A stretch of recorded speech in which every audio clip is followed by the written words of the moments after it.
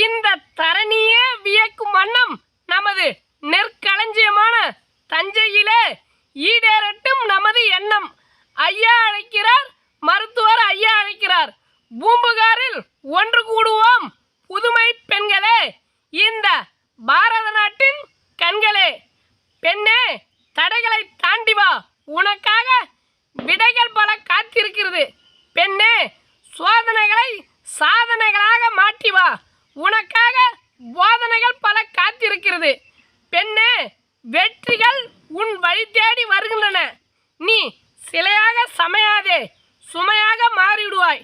அதனால் கலையாக மாறு, இந்த உலகத்தில் உயரும் உன் பேரு. பூம்புகாரின் சிறப்பு கண்ணகியின் பிறப்பு. இந்த மாநாட்டின் சிறப்பு அதை வெற்றி பெற வைப்பது